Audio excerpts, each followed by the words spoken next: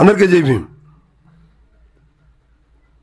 ఉమ్మడి ప్రకాశం బాపట్ల జిల్లా అద్దంకి నియోజకవర్గం రాజకీయాలు కొత్త రూపురేఖలను సంతరించుకుంటున్నాయని చెప్పవచ్చు. ఎందుకంటే అనుకోకుండా అంటే వారం 10 రోజుల నుంచి చర్చ నడుస్తూ ఉంది. ఈలోపే మరో పల్నాడు జిల్లాకు చెందినటువంటి నేతని అద్దంకి వైఎస్ఆర్సీపీ ఇన్ఛార్జిగా నియమించడం కొంచెం జనాల్లో వైఎస్ఆర్సీపీ శ్రేణుల్లో కంగారనే చెప్పవచ్చు. ఎందుకంటే ఇక్కడ వైఎస్ఆర్సీపీ పార్టీ క్యాడర్ పూర్తి స్థాయిలో దెబ్బతిందని చెప్పుకోవచ్చు. 2024 ఎన్నికలకి వైఎస్ఆర్సీపీకి ఒక బలమైనటువంటి వ్యక్తి కావాలంటూ వైఎస్ఆర్సీపీ అధిష్టానం గుంటూరు జిల్లా నుంచి పాణ్యం హనుమిరెడ్డి గారిని తీసుకొచ్చి ఇక్కడ పోటీ చేయించింది. ఆయన కూడా దారుణమైన ఓటమి చవిచూడటం జరిగింది. ఎందుకంటే ఇక్కడ గతంలో 4 సార్ల నుంచి పార్టీలు మార్పు జరుగుతున్నప్పుడు కూడా ఏ పార్టీ నుంచి పోటీ చేసినా కాంగ్రెస్ కావచ్చు, వైఎస్ఆర్సీపీ కావచ్చు, తెలుగుదేశం పార్టీ నుంచి కూడా గొట్టిపాటి రవికుమార్ గారే గెలవటం ఇక్కడ విశేషం.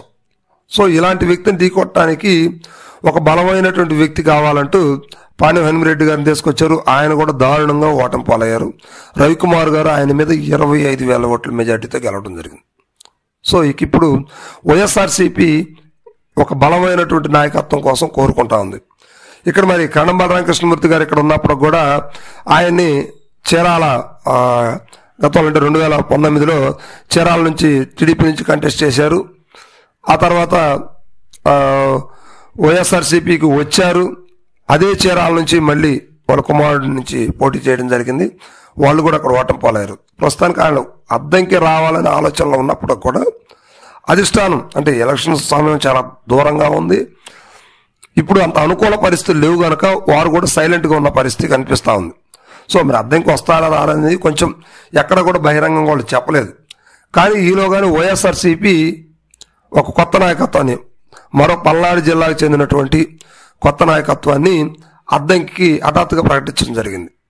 సో దీనివల్ల కూడా వైఎస్ఆర్సీపీ కేడర్ బలపడుతుందా లేదా అనేది మాత్రం వచ్చినటువంటి వ్యక్తి పర్ఫార్మెన్స్ని బట్టి వెయిట్ చేయాల్సిన పరిస్థితి ఉంటుంది ప్రతి ఒక్కళ్ళు కూడా.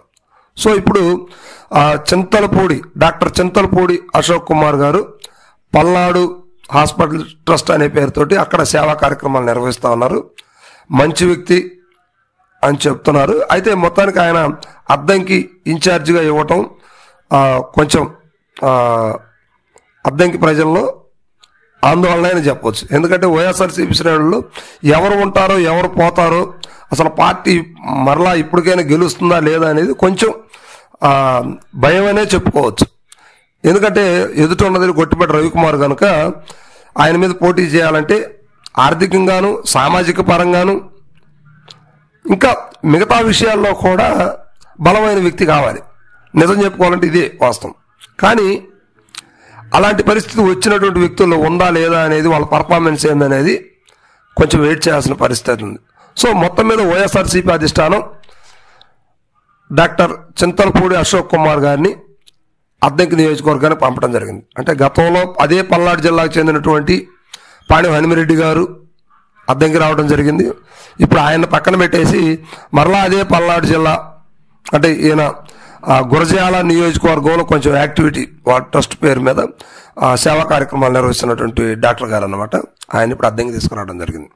మరి ఈయన పర్ఫార్మెన్స్ ఎంతవరకు ఉంటుంది, ఎంతవరకు అద్దంకిలో రాణించగలరు అనేది మాత్రం వైఎస్ఆర్సీపీ శ్రేణుల్లో కొంచెం గందరగోళ పరిస్థితి అని చెప్పుకోవచ్చు. అయితే మొత్తం మీద పార్టీ క్యాడర్ను నిలబెడతానంటూ జగన్మోహన్ రెడ్డి గారి దగ్గర మాట తీసుకొని వచ్చారని చెప్పేసి చెప్తూ ఉన్నారు. ఏంటి అనేది మాత్రం కొంచెం వెయిట్ చేయాల్సిన పరిస్థితి ఉంది.